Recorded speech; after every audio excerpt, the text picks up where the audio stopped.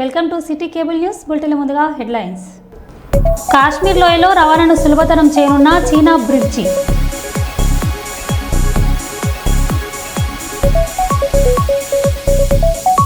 చీనా railway వంతెనను ప్రారంభించిన ప్రధాని నరేంద్ర మోదీ.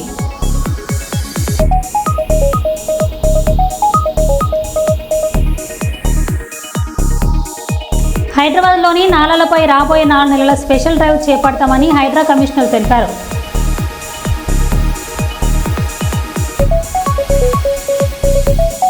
కాంగ్రెస్ అగ్రనేత రాహుల్ గాంధీ బీజేపీపై షాకింగ్ కామెంట్స్.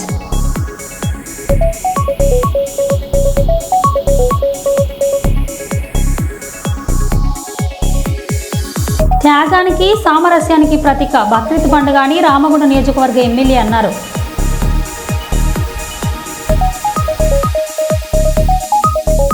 ఇక వివరాల్లోకి వెళ్తే, సాధించాలన్న తపన మనలో ఉంటే ఏదైనా సాధించవచ్చని కర్నూలు ఎంపీ బస్తిపాటి నాగరాజ్ అన్నారు.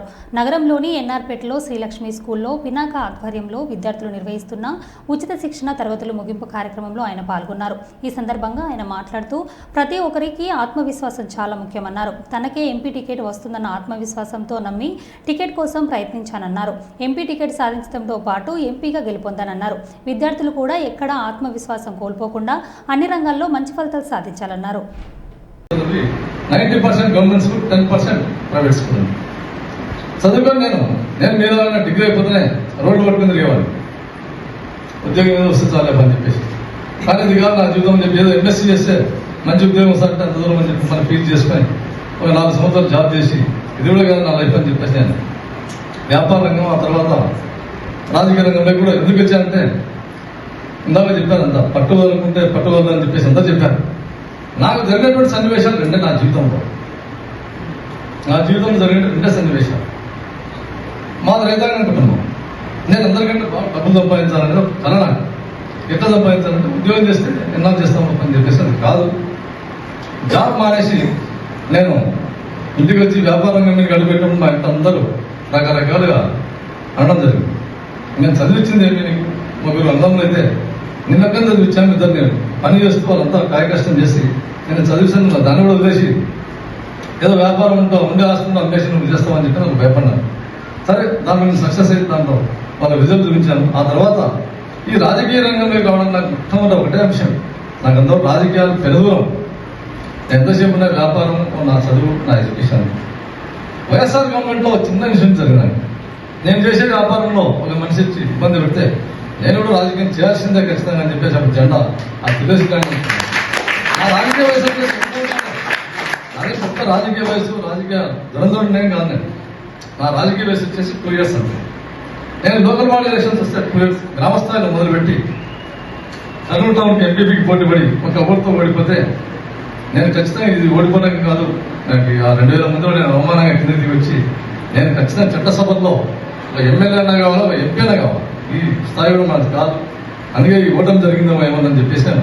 ఆ కంచె మొదలుపెట్టి 2 సంవత్సరాల్లో నేను అహర్నిశలు కష్టపడి, ఎందుకంటే ఇప్పుడంటే రాజకీయాలు ఇద్దరికి తెలిసిన విషయమే, చాలా శత్రులు దుర్భేద్యమైనవి. అటువంటి దాంట్లో నాకు ఏం ఉపయోగపడుతుంటే వాస్తవమే నాకు ఉపయోగపడిన సురగత లాంటివి నాకు ఏం ఉపయోగపడుతుంటే, ఇప్పుడు మీకు యాదగిరి గారు అయితేనేమి, ఇక్కడ యాజమాన్యం అయితేనే మీకు ఏమి పెట్టినప్పుడు పర్సనాలిటీ డెవలప్మెంట్, కమ్యూనికేషన్ స్కిల్స్ అంటే నాకు జరిగిన సంఘటన చెప్తాను. ఆ కమ్యూనికేషన్ స్కిల్స్ అనేటివి, పర్సనాలిటీ డెవలప్మెంట్ అనేటివి ఎవరి దగ్గర అయితే ఉంటాయో అటువంటి టైంలో పనికొచ్చే నీ అస్త్రం అవే. ఏమి ఎవరు నీ ఎంటర్ నీ యొక్క కెపాసిటీ ఆ రోజు నీకు బయటకు వచ్చేది. నేను రావాలి, నేను కొట్టాలంటే ఏం కావాలి నీకు? కమ్యూనికేషన్ స్కిల్స్ ఉన్నాను, పర్సనాలిటీ డెవలప్మెంట్ నీ దగ్గర ఉన్నాను. అందులో భాగంగా టికెట్ ప్రయత్నంలో భాగంగా అందరూ చేస్తా ఉంటే నాకు ఒక రోజు ఏం జరిగిందంటే చంద్రబాబు సార్ నుంచి ఫోన్ వచ్చింది. అందరూ ప్రయత్నం చేస్తాను. మరో సాయంకాలం 6 గంటలకు సార్ నుంచి ఇంటి నుంచి ఫోన్ వచ్చింది. మీరు రేపు ఇంటర్వ్యూ కాండి అని చెప్పి సార్ వచ్చారు. నేను మళ్ళీ 2వ అడిగినా, ఇంత కరోనాలు చేయాలి సార్ అని చెప్పంటే, లేదు చంద్రబాబు నాయుడు గారు రేపు 10 గంటలకు ఇంటికి రమ్మన్నారని.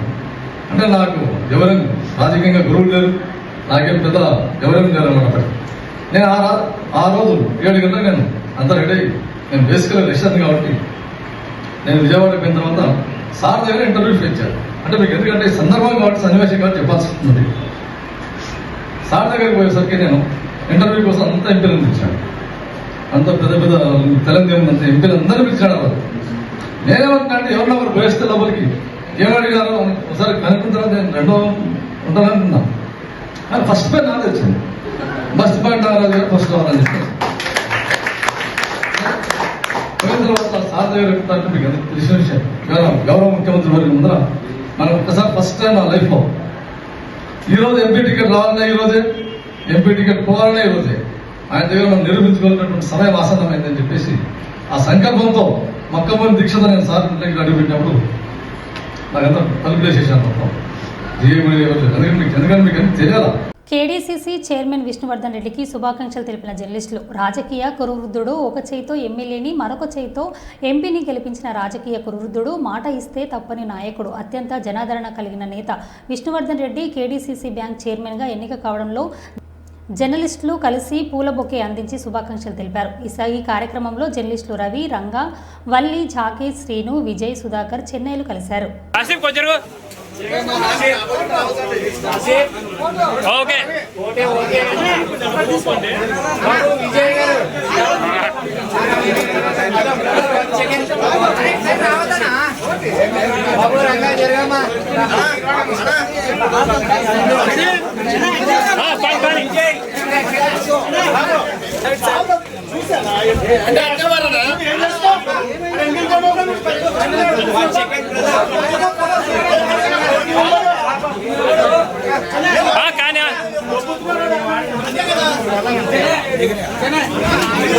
ఓకే అంటే చెప్తా, అందరు వాళ్ళ వైడ్ ఎక్కువ పెట్టు, ఇలా ఎక్కువ పెట్టు వైడ్.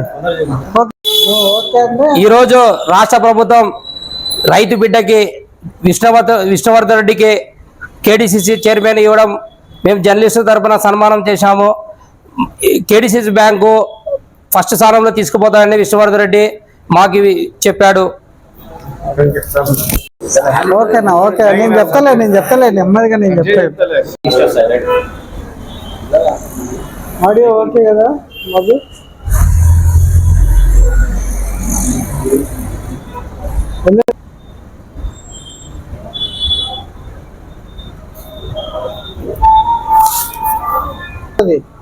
మన రవి లాంటి వాళ్ళు పెడతారు ఆ ఫోటో. మన ఉమ్మడి కర్నూలు జిల్లాలో సీనియర్ రాజకీయ నాయకుడు ఎవరంటే ఫస్ట్గా విష్ణువర్ధన్ రెడ్డి పేరే చెప్తారు. అయితే ఆయన ఎదురూరు నుంచి ఎంపీపీ నుంచి ఒక ఉన్నత స్థానానికి ఎదిగిన వ్యక్తి ఎవరంటే విష్ణువర్ధన్ రెడ్డి గారు.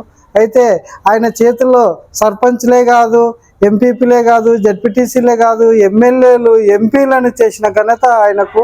అయితే ఈరోజు కేడీసీసీ చైర్మన్గా పదవి బాధ్యతలు చేపట్టడంతో మా జర్నలిస్టు తరఫున అందరం కలిసి బొకేలు అందించి ఆయనకు కృతజ్ఞతలు, అభినందనలు తెలిపినాము.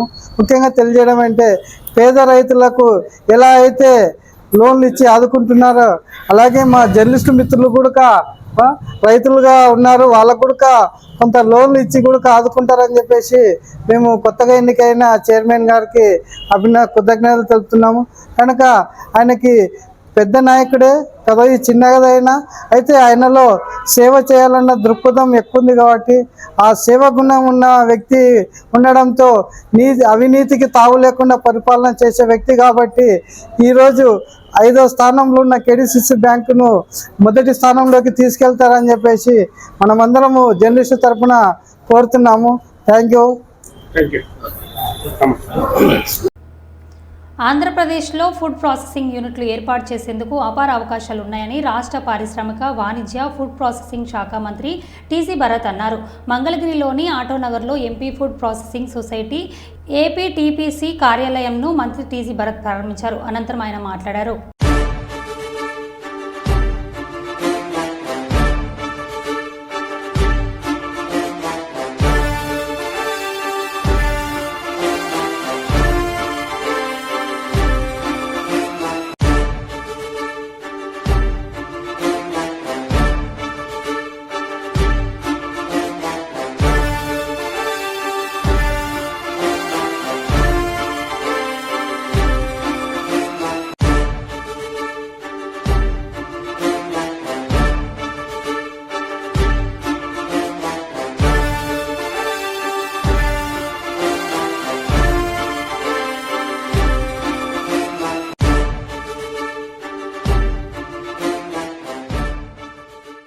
జైపూర్ పోలీస్ వారి ఆధ్వర్యంలో టేకుమట్ల గ్రామ ప్రజల సహకారంతో సీసీ కెమెరాలు ఏర్పాటు చేయడం జరిగింది.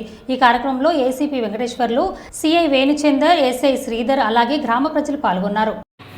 పోలీస్ స్టేషన్ మీ ఊళ్ళో ఒక 15 మంది పోలీసులు మీ ఊళ్ళో ఒక కెమెరా ఉన్నాయంటే వచ్చే దొంగ కూడా వాడు ఏం చేస్తాడు, వారు ఈ కెమెరా ఉన్నాయని చెప్పేసి వాడు వెళ్ళిపోయే అవకాశం కూడా ఉంటుంది. రెండోది, మీరు ఎక్కడున్నా కూడా ఈ సీసీ కెమెరా మీరు ఫోన్లో చూసుకోవచ్చు మీ ఊళ్ళో ఏం జరుగుతున్నాయని. మూడోది, ఈ సీసీ కెమెరాలు 24 గంటలు పనిచేస్తాయి. మనిషి ఒక 8 గంటలు పనిచేస్తే ఆ టైంలో వాడు దుడ్డి కట్టాడు, సిగరెట్ అంటాడు, ఫ్యాన్ అంటాడు, పాన్ అంటాడు. ఈ కెమెరాలు మాత్రం నాన్ స్టాప్గా 24 గంటలు పనిచేస్తాయి. ముందు దాదాపు ఒక 2 నెలల మెమోరీ ఉంటుంది. 2 నెలల మెమోరీ కూడా మనం తీసుకోవచ్చు. కాబట్టి సీసీ కెమెరాలు అనేటివి మ్యాన్ పవర్ కంటే చాలా స్ట్రాంగ్. కాబట్టి మీరంతా ఈ సీసీ కెమెరాని భద్రంగా కాపాడుకోవాలంటే ఇంత సెన్స్ ఏంటంటే ఈ వైర్లు అన్లాక్ వైర్లు ఉంటాయండి. ఈ వైర్లు ఎప్పుడెప్పుడు జరిగే అవకాశం ఉంటాయంటే ఎక్కువ మీరు ర్యాలీలు ఊళ్ళలో పండుగలు చేస్తారు, గణేషులు ర్యాలీలు ఏ ర్యాలీలు చేస్తారు కదా, ఆ జెండాలు కడతారు, చెట్లకు జెండాలు బ్యానర్లు కట్టే టైంలో కాంబలకు మీరు అది ఇగే టైంలో ఇవి కూడా తెగిపోతాయి. కాబట్టి ఎవరన్నా వైరు తెగింది అంటే మీ ఊళ్ళో గ్రామ సభ పెట్టి అలాగే దండు పెట్టేయండి. ఎవరైనా ఇంటి ముందర కావాలని జరిగింది ఈ వైర్ని, ఈ కెమెరాని పక్కా పోలీస్ ప్రాపర్టీ, మీ ప్రాపర్టీ. ఎట్టి పరిస్థితుల్లో కూడా ఎవరు దీన్ని మిస్యూజ్ చేయదు. ఎవరైనా రాళ్ళ బట్టి పుట్టినా, ఎవరైనా నిధి బట్టి పుట్టినా కూడా ఖచ్చితంగా రికార్డ్ అవుతుంది. వాళ్ళ మీద కఠినమైన చర్యలు తీసుకుంటాం. ఒకవేళ సీసీ కెమెరా కావాలని ఎవరైనా వైర్ లాగినా కెమెరా ఎవరైనా పడగొట్టినట్టయితే, దస్తమైనట్టయితే చట్టపరంగా కఠిన చర్యలు తీసుకోవడం జరుగుతుంది. ఇది ఇంపార్టెంట్. మరొకసారి మీ అందరికీ సీసీ కెమెరాలు ఏర్పాటు చేసినందుకు అందరికీ కూడా ప్రత్యేకమైన కాంగ్రెస్ అగ్రనేత రాహుల్ గాంధీ బీజేపీపై షాకింగ్ కామెంట్స్ చేశారు. బీజేపీ కులగణనను సరిగ్గా చేస్తోందని నేను అనుకోవట్లేదు. వారిపై నమ్మకం లేదు. కానీ బీజేపీ కులగణన చేసినా చేయకపోయినా నేను దాన్ని పార్లమెంట్లో ఆమోదించేలా చేస్తాను అంటూ పేర్కొన్నారు. ఈ దేశం మీకు వ్యతిరేకంగా ఎలా పరిపాలన జరుగుతుందో మీకు తెలియని తాను రాజకీయాల కోసం కులగణన చేయడం లేదని తన దేశం కోసం చేస్తున్నారని అన్నారు. मगर मैं आपको वायदा कर रहा हूं, बीजेपी करे ना करे, मैं तो पार्लियामेंट हाउस में, राज्यसभा में, लोकसभा में करवा के दूंगा, क्योंकि मैं आपको सच्चाई दिखाना चाहता हूं. मैं आपको आपकी सच्चाई दिखाना चाहता हूं कि आपके साथ, आपके खिलाफ इस देश में किस प्रकार से काम किया जा रहा है. आपके बच्चों के भविष्य के खिलाफ किस प्रकार काम किया जा रहा है. मैं आपको ये क्लैरिटी से दिखाना चाहता हूं. ये देखो, ये है आपकी सच्चाई. और ये मेरे लिए राजनीतिक लक्ष्य नहीं है भैया. ये मैं राजनीति के लिए नहीं कर रहा हूं. ये मैं अपने देश के लिए कर रहा हूं, सच्चाई के लिए कर रहा हूं. చీనా బిర్జ్ కాశ్మీర్ లోయలో రవాణా సులభతరం చేస్తోంది. ఇప్పుడు కాశ్మీర్ నుంచి ఢిల్లీకి సరుకులు రవాణా ట్రక్కుల ద్వారా 48 గంటలు పడుతుంది. కానీ ఈ వంతెన ఈ సమయం బాగా తగ్గుతుంది. ఈ ప్రాజెక్టు ఆర్థిక వృద్ధిని, పర్యాటకాన్ని, సాంస్కృతిక అనుసంధాన్ని పెంచుతుంది. స్థానికులకు ఉపాధి అవకాశాలు, వ్యాపార విస్తరణ, మెరుగైన జీవన ప్రమాణాలు లభిస్తాయి. కాశ్మీర్ను దేశంలో మరింత దగ్గరగా చేసే ఈ వంతెన భవిష్యత్తులో అభివృద్ధికి కీలకంగా పనిచేయనుంది.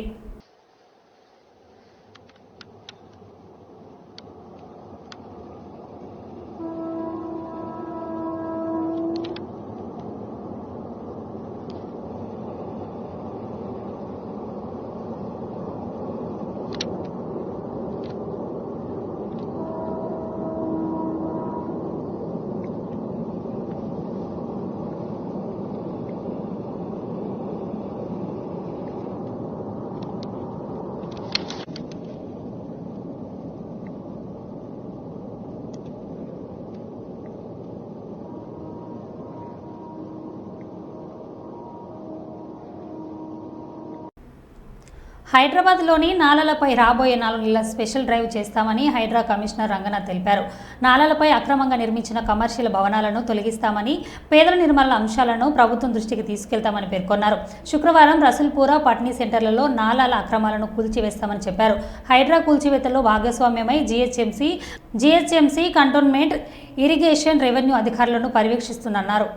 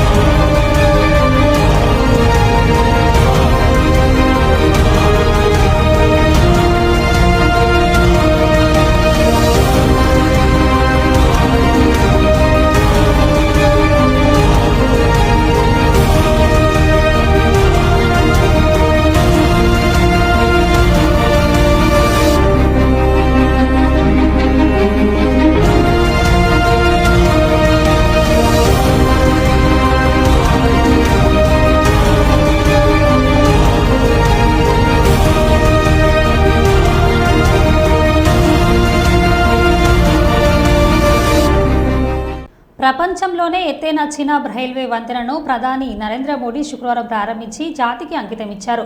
359 మీటర్ల ఎత్తులో 1315 మీటర్ల పొడవుతో ఈ వంతెన నిర్మాణం అయింది.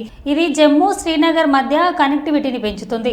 आन बान शान वो यहाँ लहराता हुआ नजर आ रहा है और ये तस्वीर जब प्रधानमंत्री नरेंद्र मोदी ने चिनाब पुल का उद्घाटन किया, देश को इसको समर्पित किया। जम्मू कश्मीर में किस तरीके से आखिर ये विकास सेतु का एक प्रतीक नज़र आता हुआ और साथ ही साथ ये नज़र आता हुआ कि भारत जो है वो कैसे आधुनिकता के शिखर पर आज पहुंच चुका है, तकनीक के शिखर पर आज पहुंच चुका है। तो ये तस्वीर है और इसके साथ साथ ना सिर्फ चिनाब बल्कि अगर हम बात करते हैं अंजी ब्रिज की भी, जो कि अपने आप में काफ़ी खास है, उसकी भी ये तस्वीर आप देख पा रहे हैं। ये वो अलग अलग टनल जो हैं, यहाँ भी प्रधानमंत्री नरेंद्र मोदी पहुँचे हैं।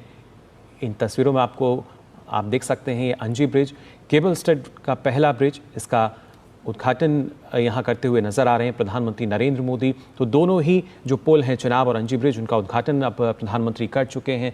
अंजी ब्रिज जो कि हमारा पहला केबल स्टड ब्रिज है और यहाँ भी हम कह सकते हैं कि किस तरीके से जो इंजीनियरिंग का कमाल है वो नज़र आता है। आप देख सकते हैं ये 96 केबल्स जिनके वजह से ये जो पूरा ब्रिज है कैसे एक सपोर्ट इसको दे रही हैं।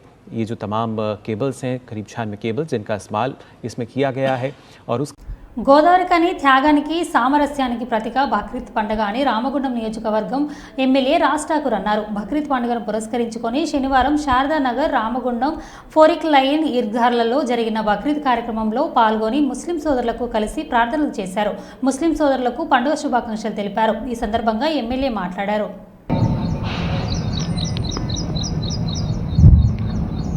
అల్లాహు అక్బర్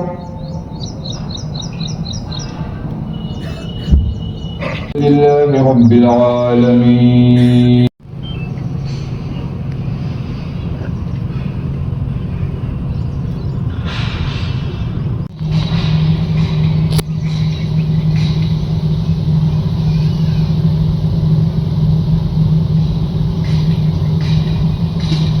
అల్లాహు అక్బర్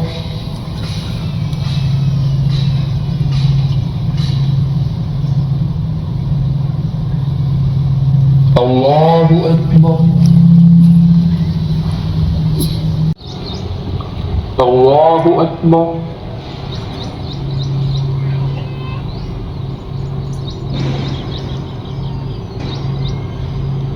Allahu Akbar.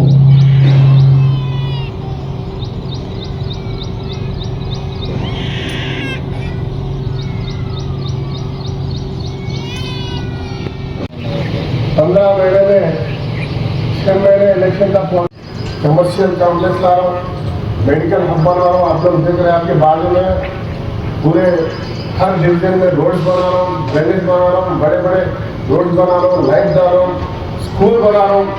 अभी तालीम के लिए बात कर रहे हैं 250 करोड़ से। मैं एमएलए साहब से गुजारिश करता हूँ कि हर हमेशा आते हैं ईदगाह पर, मोहब्बत का पैगाम देकर जाते हैं। जितना मैं कोशिश कर रहा हूँ, 15 महीने हो गया इलेक्शन बनकर, 5 महीना पूरे कोर्स हुए इलेक्शन कोडों में चले गए, लगभग 1 साल। जब एमएलए बना उस दिन से हमारे चीफ मिनिस्टर रेवंत रेड्डी साहब को जब भी मिलता एक ही बात बोलता रहता, भाई हमारा रामगुंडम तरक्की के लिए साथ दो, हमारे लिए फंड्स दो, रामगुंडम में 1/800 पावर प्लांट दो, पर इसके सिवा कुछ नहीं चाहिए।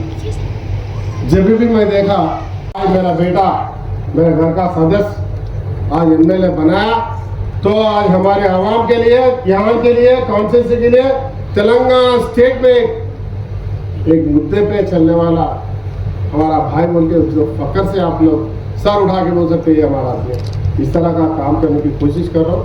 आपके प्यार मोहब्बत इसी तरह रहे और अल्लाह ताला से दुआ करो ये स्टेट नंबर 1 बने, स्टेट में जो 8 लाख रुपए खर्चा कर। తప్పతాగి గొడవ చేస్తూ విధుల్లో ఉన్న మహిళా ఎస్ఐ ఛాతి మీద చేయివేసిన నాయకుడు. ఖమ్మం జిల్లా కల్లూరు మండల కేంద్రంలోని తిరువూరు ఎక్స్ రోడ్ దగ్గర ఉన్న చౌదరి హోటల్లో మద్యం సేవించి విరంగం సృష్టించిన తల్లాడ మండలానికి చెందిన నాయకుడు రాయల రాము దాదాపు 30 నుండి 40 మందితో వచ్చి హోటల్పై దాడికి పాల్పడ్డ రాముడు ఈ విషయాన్ని తెలుసుకొని వివాదాన్ని కంట్రోల్ చేసేందుకు తన సిబ్బందితో ఘటన స్థలానికి చేరుకున్న ఎస్ఐ హరిత ఘటన స్థలానికి చేరుకొని ఎస్ఐని పోలీస్ సిబ్బంది నీచమైన భాషతో దుర్భాషలాడిన కాంగ్రెస్ నాయకుడు రాయల రాము అని అతని అనుచరులు.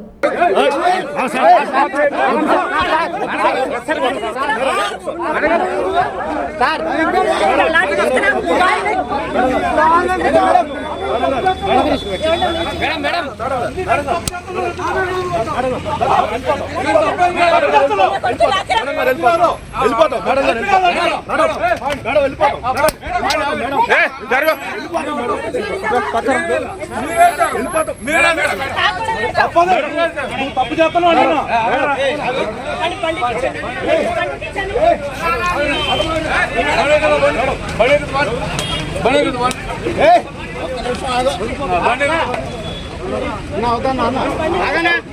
మేడం కొడతారా వెళ్ళిపోతా వస్తానా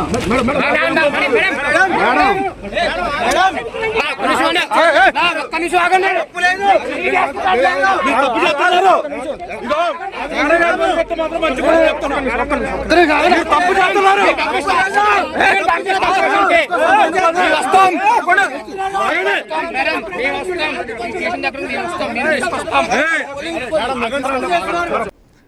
పాణ్యం మండలం పిన్నపురంలోని గ్రీన్ కో పవర్ ప్రాజెక్టు సందర్శించడానికి విచ్చేసిన తెలంగాణ రాష్ట్ర ఉప ముఖ్యమంత్రి బట్టి విక్రమార్కకి పాణ్యం ఎమ్మెల్యే శ్రీమతి గౌరు సరితారెడ్డి ఘనస్వాగతం పలికారు.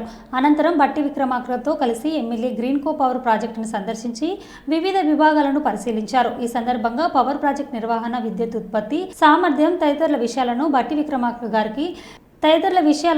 విక్రమార్కకి గ్రీన్ కో సీఈఓ వివరించడం జరిగింది. ఈ కార్యక్రమంలో తెలంగాణ రాష్ట్ర అధికారులు, గ్రీన్ కో ఇతర అధికారులు, సిబ్బంది, కుటుంబ నాయకులు పాల్గొన్నారు.